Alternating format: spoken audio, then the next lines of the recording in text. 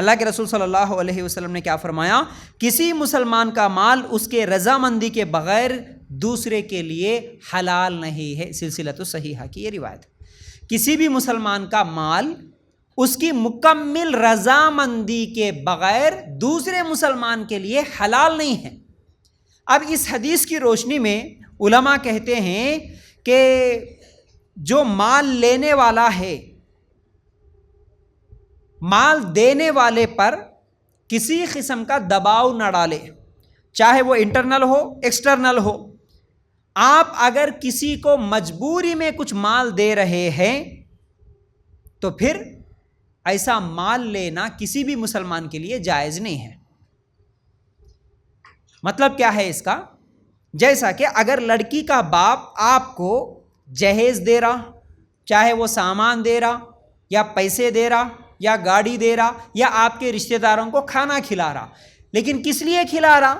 مکمل خوشی سے نہیں کھلا رہا، وہ رضامندی سے نہیں کھلا رہا، وہ مجبوری میں کھلا رہا۔ اگر نہیں کھلاؤں گا، سامان نہیں دوں گا، جہیز نہیں دوں گا تو لوگ کیا کہیں گے، سسرال والے کیا سمجھیں گے، لڑکا کیا سمجھیں گا، یہ سوچ کے وہ ایک مجبوری میں کسی کو دعوت دے رہا ہے، تو وہ دعوت ہو، مجبوری میں مال دے رہا ہے تو وہ مال ہو، وہ جہیز کا سامان ہو، وہ گاڑی ہو، یا پھر اگر کوئی مجبوری میں آپ کیا سمجھیں گے سمجھ کے لحاظ رکھتے ہوئے کم از کم تحفہ بھی دے رہا ہو، ایسا تحفہ لینا بھی جائز نہیں ہے، ایسا کھانا کھانا جائز نہیں ہے، ایسا تحفہ لینا جائز نہیں ہے، اور ایسا جہیز لینا، ایسے پیسے لینا، ایسا سونا چاندی لینا، ایسے زیورات لینا جائز نہیں ہے۔ اس حدیث کی روشنی میں میں آپ لوگوں کو رسم کا جو کھانا ہے وہ بھی جائز نہیں ہے۔ اسی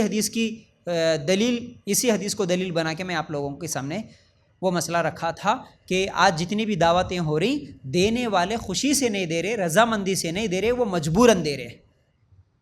تو مجبوری میں دی گئی دعوت اگر آپ جا کے کھائیں گے تو وہ جائز نہیں ہوگا، یاد رکھو۔ آج جتنے بھی لوگ، جتنے بھی لڑکی کے باپ ہے جو بھی جہیز دے رہے، کیا وہ رضامندی سے دے رہے؟ نہیں دے رہے، وہ سب بھی کسی نہ کسی دباؤ میں دے رہے اور مجبوری میں دے رہے۔ تو کسی آدمی کے گھر جا کے آپ کھانا کھا رہے تو وہ کھانا آپ کے لیے کیسے جائز ہوگا؟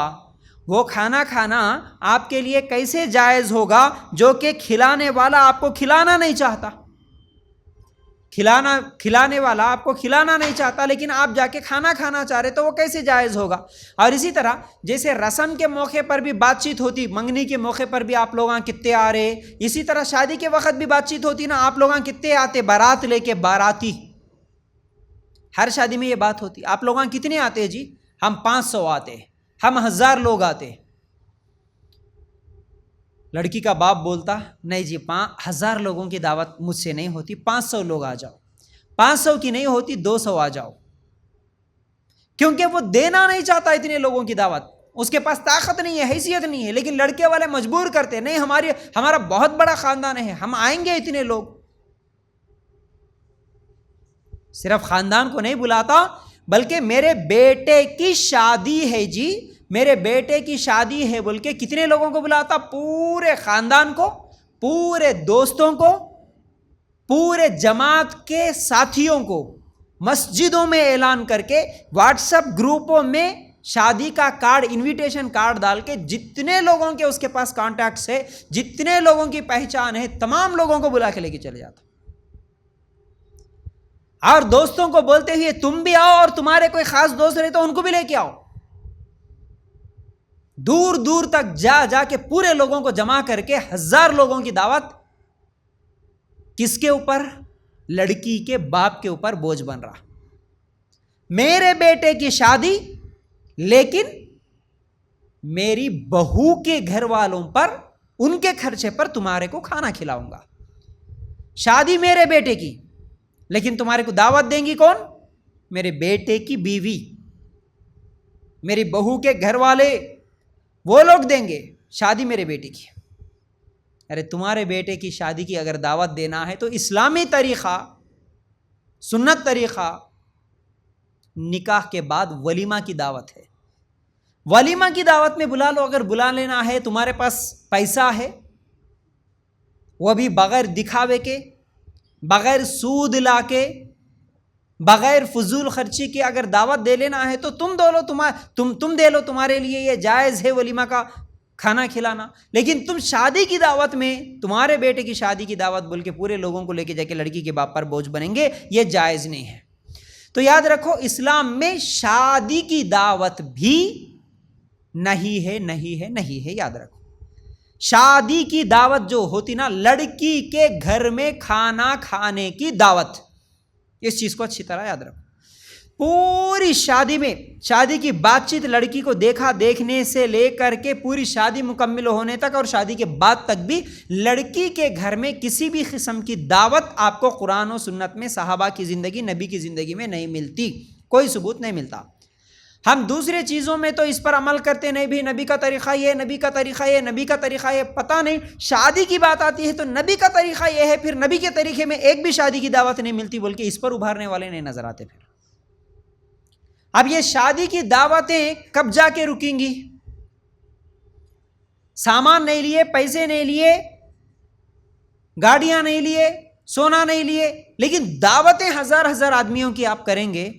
آج نظام آباد میں ہمارے اس شہر میں بھی ایک فنکشن ہال کا کرایہ، صرف کرایہ 70-80 ہزار کا ہو گیا.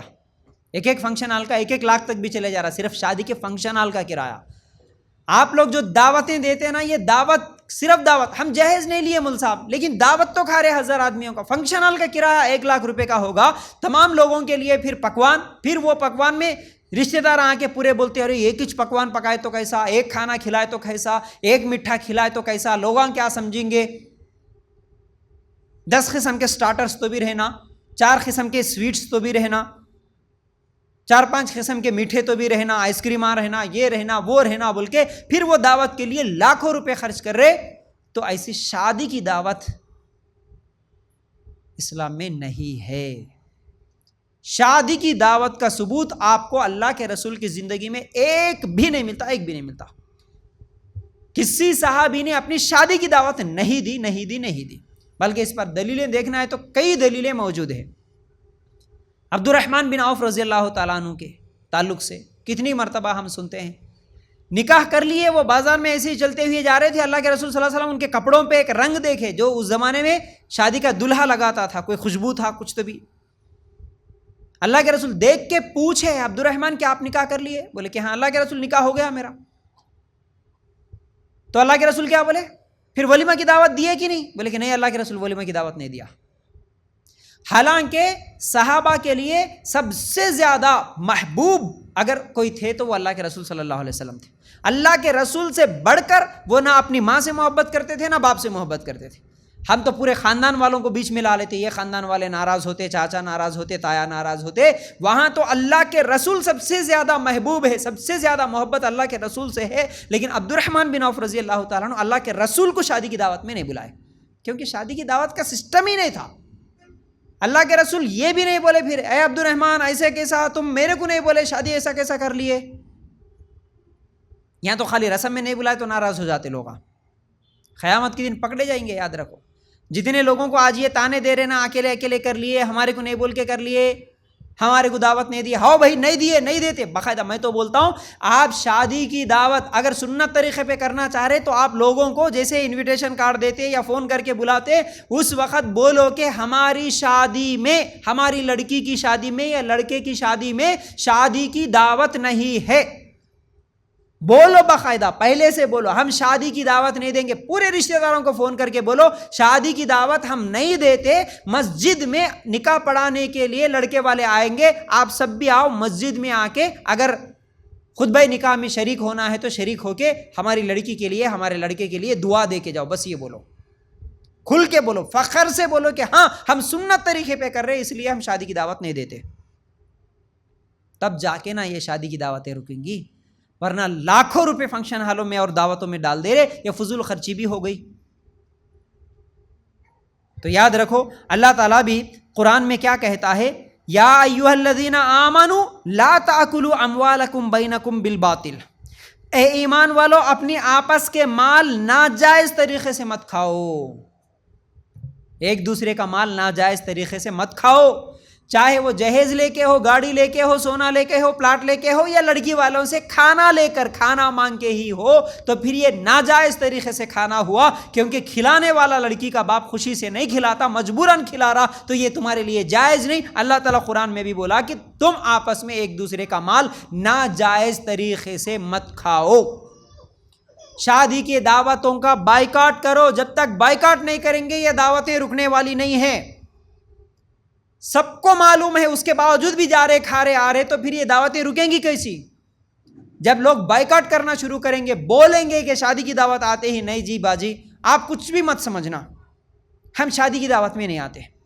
آج جب بھی دعوتوں کو نہیں جانا بولے تو ایک ہی سوال، ہر سٹیٹ سے لوگ مجھے کال کرتے، سوال پوچھتے، ان سوالوں میں یہ سوال سب سے زیادہ آتا، بھائی یہ دعوت میں جانا کہ نہیں جانا؟ جب ہم بولیں گے کہ نہیں جانا، نہیں گئے تو رشتہ دار ناراض ہو جاتے نا، نہیں گئے تو رشتہ دار ناراض ہو جاتے نا۔ ارے کیوں ناراض ہوتے بھائی؟ آپ کے اندر اگر رشتہ داری نبھانے کا طریقہ ہے تو کوئی رشتہ دار ناراض نہیں ہوگا۔ جس دن وہ شادی کی دعوت، رسم کی دعوت، جمعگی کی دعوت، کون سی بھی ناجائز دعوتوں کے لیے آپ کو اگر کال کرے، آپ اسی وقت اگر ان کو اچھی طریقے سے سمجھائیں کہ دیکھو بھائی یہ دعوت اسلام میں نہیں ہے، یہ دعوت میرے نبی صلی اللہ علیہ وسلم کی زندگی میں نہیں ہے، صحابہ کی زندگیوں میں نہیں ہے، ہم کو نہیں معلوم تھا، ہم بھی پہلے کرے تھے، لیکن معلوم ہونے کے بعد ہم یہ دعوتوں کو چھوڑ دیے، کل کے دن ہمارے بچوں کے بھی نکاح ہوں گے تو آپ دیکھیں گے انشاءاللہ ہمارے بچوں کی نکاح میں بھی ہم یہ دعوتیں نہیں کریں گے۔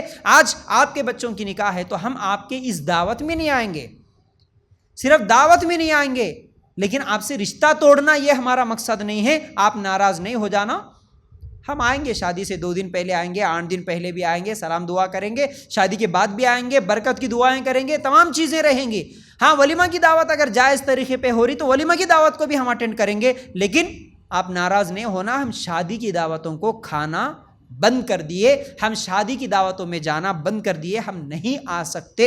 ایک اچھے طریقے سے محبت کے ساتھ جا کے ان کے گھر کو جا کے سمجھا کے آؤ۔